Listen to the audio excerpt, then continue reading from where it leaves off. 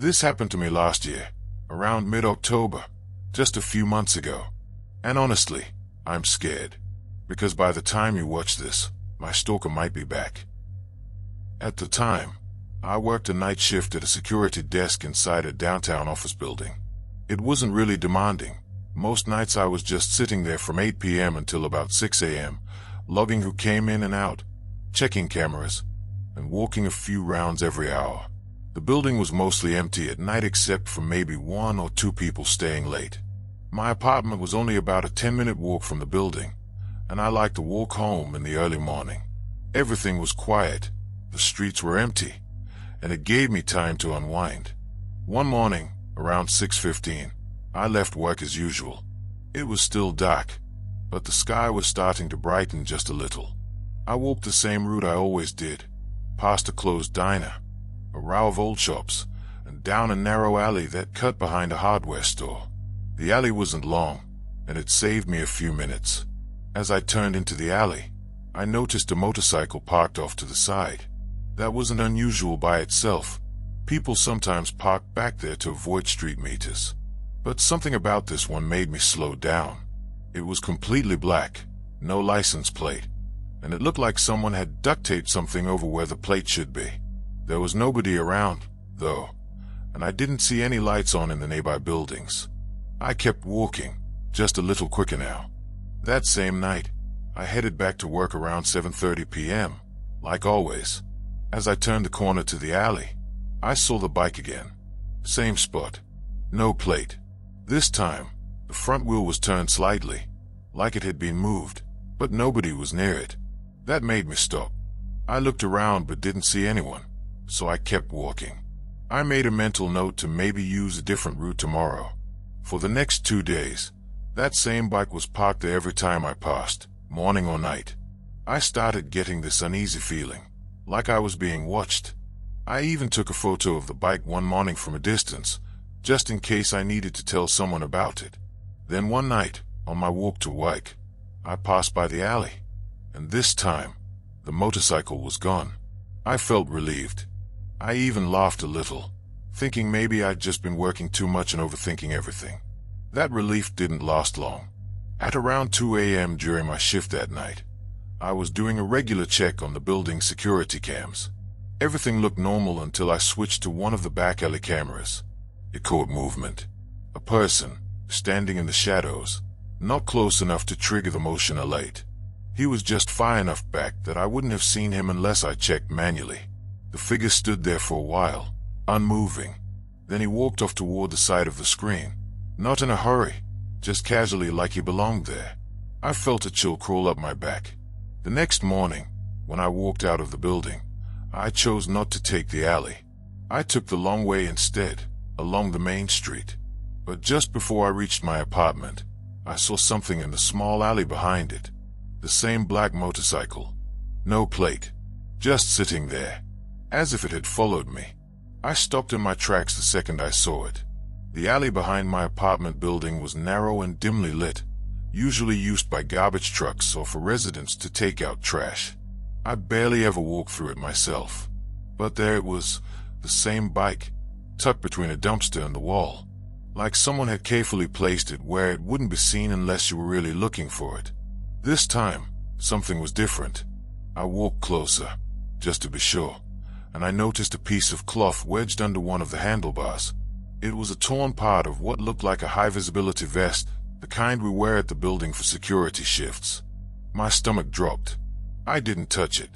I turned around, walked inside, and went straight up to my apartment. I locked the door, pulled the blind shut, and sat on the couch trying to make sense of everything. Whoever it was clearly knew where I worked and where I lived. I started thinking back. Had I seen anyone following me? Had someone come into the building pretending to be a delivery guy or visitor? But nothing stood out. Later that morning, after barely sleeping, I went outside and checked the alley again. The bike was gone. For the next week, nothing happened. I started walking a new route to work, longer, more public, and better lit. At work, I started scanning the security cameras more often than necessary, checking for that figure. But there was nothing. I almost convinced myself it was over. Then one night, I was doing a round through the first floor of the building. There was a service entrance in the back hallway we usually kept locked. I pulled on the handle out of habit, and it opened. That door was never supposed to be unlocked. I froze. I hadn't seen anyone come in, and our logs didn't show any deliveries or authorized entries from that door. I quickly shut it and locked it, then went back to my desk to check the camera aimed at that area. Nothing. I checked the whole night's footage, scanning minute by minute. Finally, around 1:37 a.m., there was a small flicker of movement near that door, just enough to see the silhouette of someone entering, crouched down, almost crawling so they stayed beneath the camera's angle. They'd gotten inside. I stood up from my desk, scanning the building around me. Everything was silent. I didn't know what to do. Should I leave the building, call the cops, or just keep watching the screens? Then I remembered the stairwell cameras.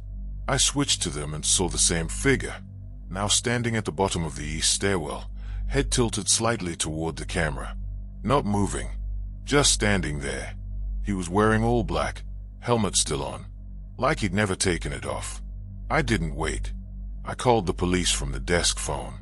While I was talking to them, I kept my eyes locked on the screens.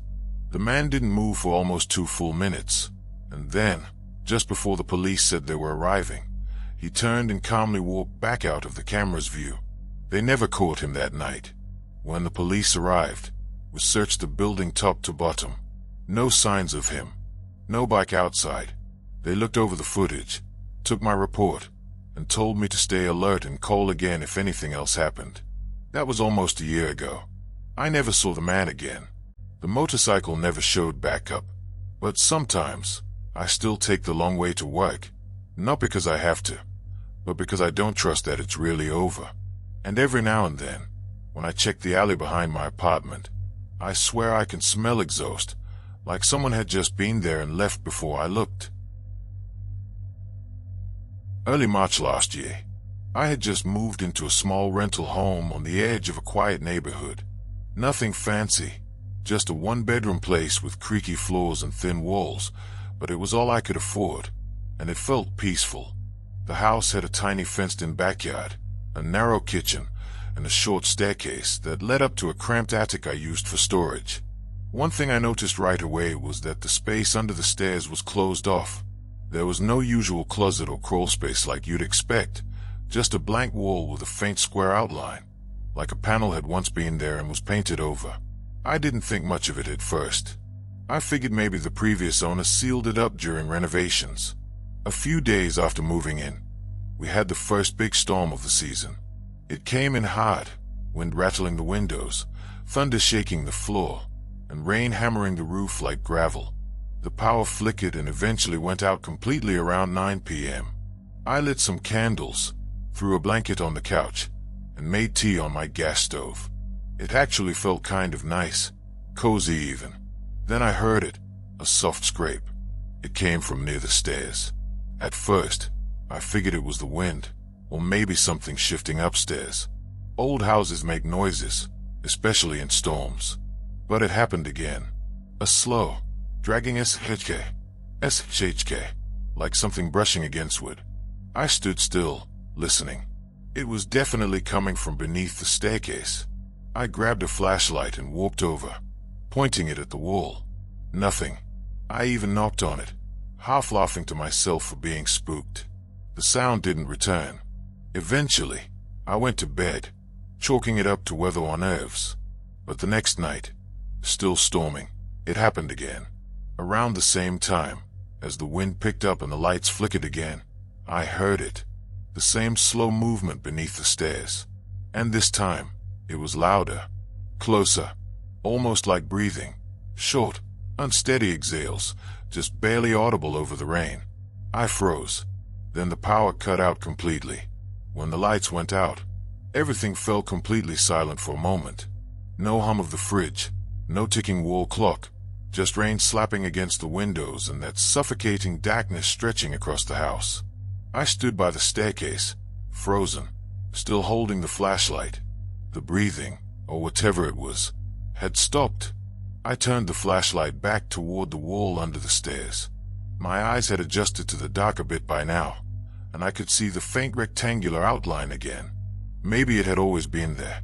Maybe it was just the shadows playing tricks. I couldn't tell.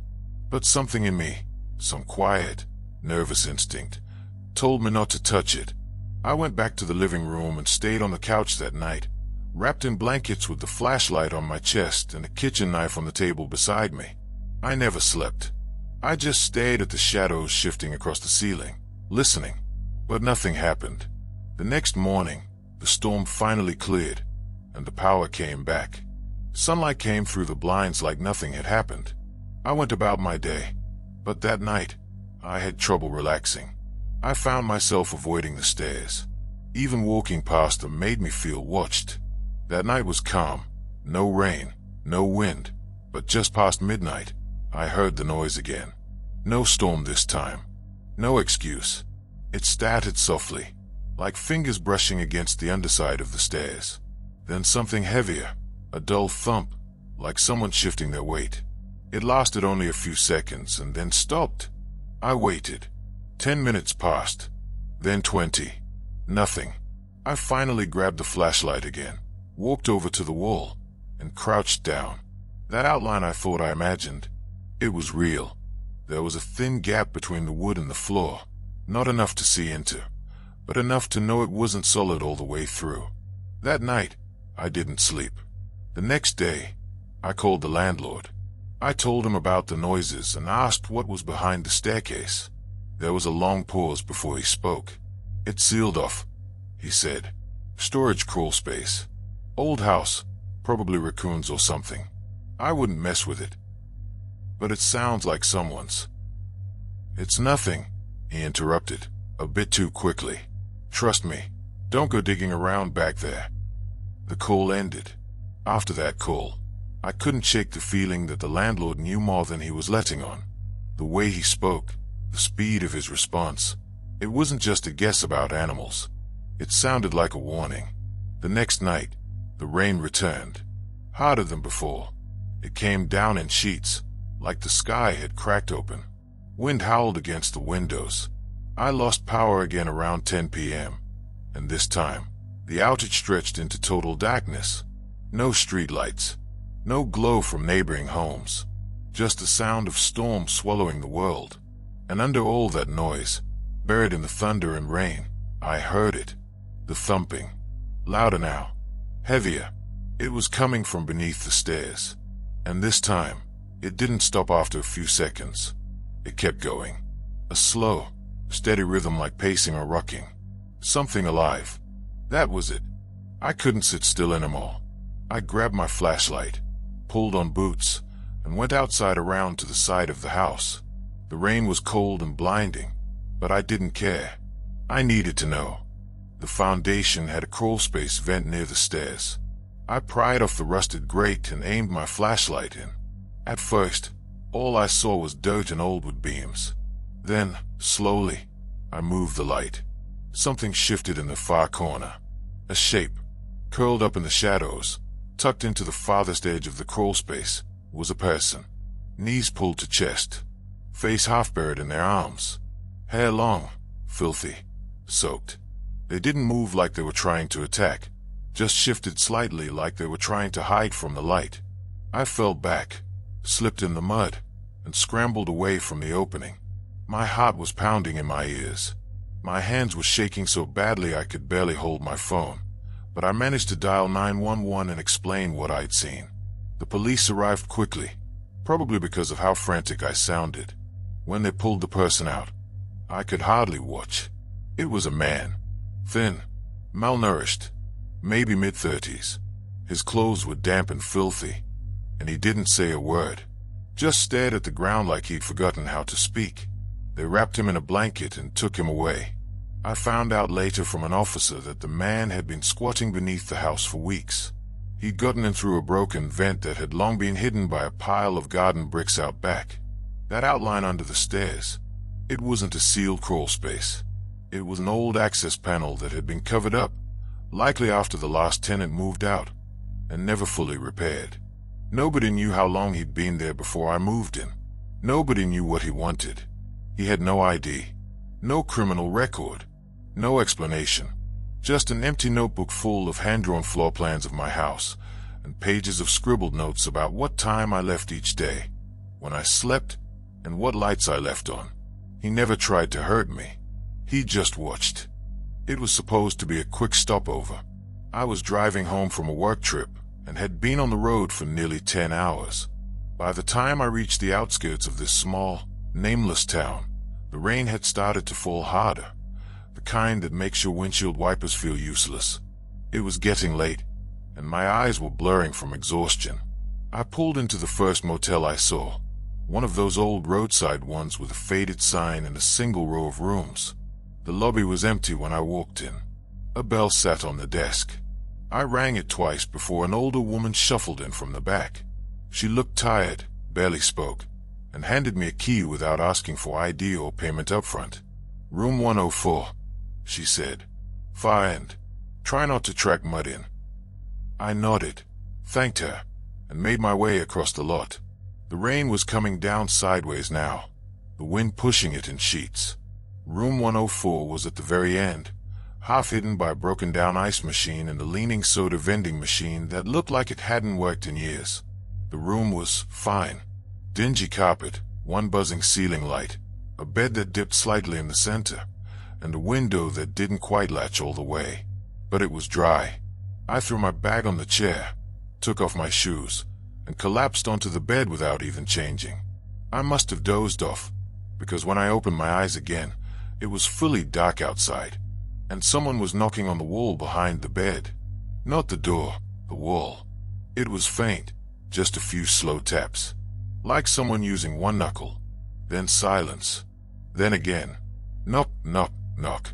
I sat up, unsure if I had dreamt it. The wall behind the bed was the one that connected to the next room over. 105. I stood up and put my ear to the wall. Nothing. No voices. No movement. Probably just the pipes, I told myself. Old buildings shift and groan. I climbed back into bed, pulled the blanket up to my chest, and stared at the ceiling until I eventually fell asleep again. I woke up around 3:20 a.m. The digital clock on the nightstand was blinking from a power outage, and the room was completely dark, except for the faint orange glow of the parking lot light bleeding through the thin curtains. The knocking had started again. Same wall. Same slow rhythm. Knock, knock, knock. I sat up, fully alert this time. It wasn't wind, and it wasn't pipes. It was deliberate, like someone waiting for a response. I called out, "Hello." The knocking stopped. I got out of bed, walked over to the door, and peeked out the peephole. The rain was still pouring, and the parking lot was empty except for my car and a single pickup truck 2 spaces down. No footsteps. No movement. Then I noticed something strange. Room 105, the one next to mine, the one sharing that wall, was completely dark. No light from under the door. Curtains drawn tight. But what really got me was the door handle. It was taped over with a strip of duct tape, as if to keep someone in. I stood there staring at it for a moment, heart thudding. Then, from inside my room, I heard a different noise. Not knocking, but scraping. I turned around slowly. The sound was coming from beneath the bed. I stood frozen just a few feet from the bed. The scraping continued, soft, slow, like fingertips dragging across wood. My flashlight was still in my bag, but I couldn't make myself move. I just stood there, staring at the shadow under the frame, waiting for it to stop. It didn't. Finally, I reached for the lamp. It didn't turn on. Power was still out. I grabbed my phone off the nightstand, turned on the flashlight, and crouched slowly. I lowered myself to the ground and angled the light under the bed. For a split second, I didn't see anything. Then I did. Pressed flat to the floor, inches from the wall, was a face. Pale, eyes wide open, motionless, but staring directly at me. I dropped the phone. In the moment it took to hit the carpet, I heard movement, fast and frantic. I scrambled back, hit my shoulder on the dresser, grabbed my keys and shoes, and ran straight out the door into the rain. I didn't stop to grab my bag. I didn't stop to close the door. I just got in my car and drove, heart pounding in my ears louder than the storm. I didn't stop until I was over 30 miles away. I called the police that morning. Once I calmed down enough to explain where I'd been, they sent officers to the motel. When they got there, the manager claimed room 105 had been vacant for weeks, taped shut after a past tenant trashed the room and ripped out part of the drywall. She said room 104 hadn't been rented that night. She didn't remember giving me the key at all. They found my bag still sitting on the chair. But under the bed, they said it was empty, dusty, undisturbed. No prints, no signs of forced entry, nothing. I know what I saw. I'll never forget those eyes. And to this day, when it rains like that, when the lights flicker and everything feels just a little too quiet, I still catch myself looking at the floor, just to be sure no one's there.